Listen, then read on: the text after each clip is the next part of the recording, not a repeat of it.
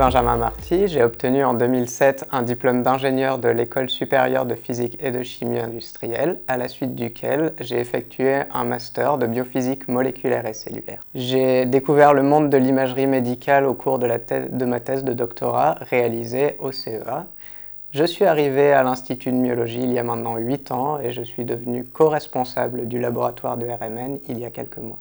Bonjour, je suis Herman Reinhout, je viens de la Belgique, j'ai fait une école d'ingénieur et un master 2 en biochimie là-bas.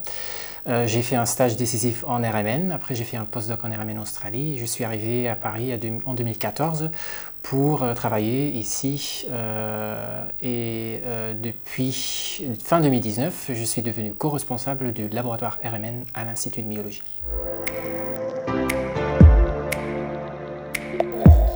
Donc il y a une composante multidisciplinaire dans l'imagerie et la spectroscopie par résonance magnétique nucléaire qui est extrêmement intéressante. Et pour comprendre les différents aspects de la méthode, il faut s'intéresser à la physique, aux mathématiques, donc au traitement du signal, mais également à la physiologie et à la médecine. C'est aussi une méthode versatile, c'est-à-dire qu'elle permet de réaliser des examens très différents à partir de la même machine. On peut faire des examens morphologiques où on va s'intéresser à l'anatomie des organes, des examens métaboliques, c'est-à-dire évaluer comment les molécules interagissent à l'intérieur du muscle, des examens fonctionnels, on va voir comment le muscle réagit au stress, et enfin, on peut aussi s'intéresser à la composition des tissus.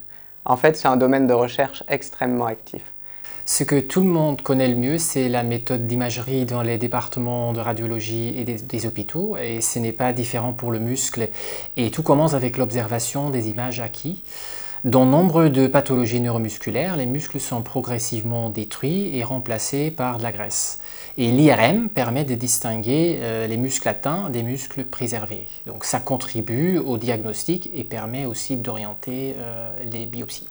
Depuis une dizaine d'années, nous développons des méthodes pour extraire des paramètres quantitatifs à partir des images recueillies par IRM.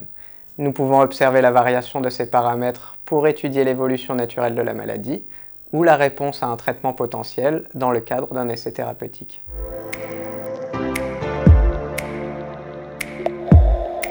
Donc en fait, ces modalités sont complémentaires et on n'évalue pas les choses à la même échelle.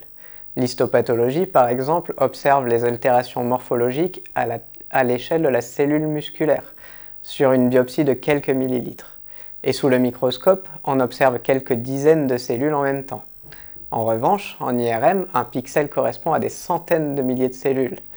Mais par contre, le gros avantage de l'IRM, c'est que nous pouvons réaliser ces observations sur l'ensemble des muscles pour chaque patient. On peut confirmer certaines corrélations attendues entre la fonction et la structure. Et également intéressant, c'est là où on voit des altérations IRM, mais pas en fonction, et vice-versa.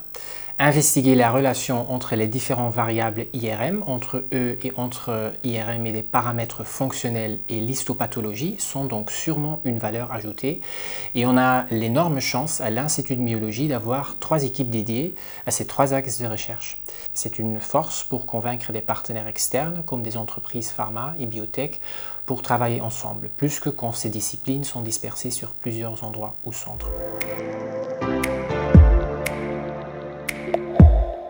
Le labo RMN est depuis des années un des pionniers du développement et de la standardisation d'IRM quantitative.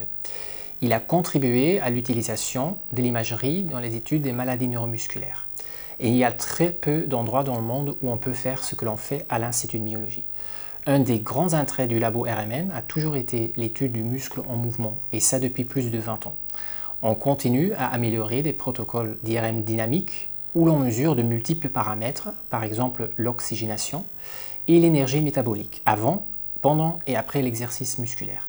C'est une approche unique de l'étude du muscle. Enfin, on ne peut pas ignorer l'importance de l'intelligence artificielle et de son application dans le domaine de l'imagerie. L'idée est de travailler dans les années à venir sur des applications nous permettant d'utiliser nos bases de données pour extraire des variables invisibles à l'œil nu. Nous développons également un axe autour de la recherche de nouveaux types de contrastes, permettant d'accéder à de nouveaux biomarqueurs au sein des tissus musculaires, comme la mesure du pH ou la concentration en magnésium ou en sodium, qui varient en cas de pathologie. Ce sont des nouvelles approches qui sont en cours d'évaluation chez nous et qui pourraient être très prometteuses pour établir des pronostics sur l'évolution de la maladie neuromusculaire pour chaque patient. et ça va contribuer très certainement à l'émergence d'une médecine personnalisée.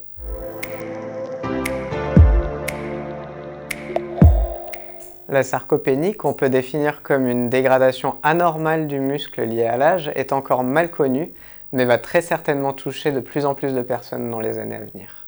Les altérations sont généralement subtiles et progressives, donc difficiles à détecter. Et les méthodes d'exploration par IRM que nous avons développées et validées au sein de l'Institut de myologie pour les pathologies neuromusculaires sont pour la plupart très sensibles et vont pouvoir être utilisées sur le muscle vieillissant. Par exemple, l'acquisition dynamique de certains paramètres pendant l'exercice musculaire va se révéler extrêmement utile pour explorer de façon non invasive les altérations des muscles des personnes âgées.